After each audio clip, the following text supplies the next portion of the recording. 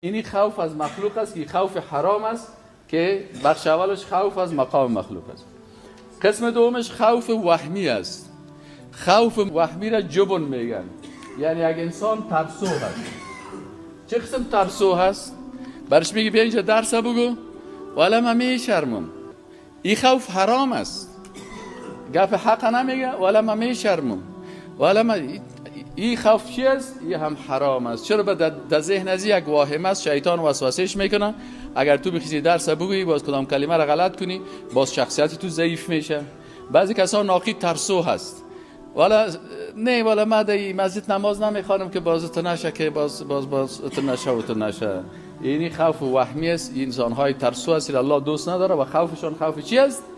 حرام است. یعنی با این خوف خود مرتکب چی میشه؟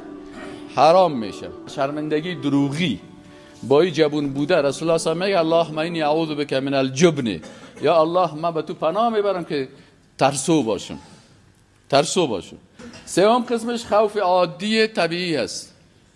خوف عادی طبیعی چی است؟ که مثلا انسان طبیعتا از حیوان درنده میترسن.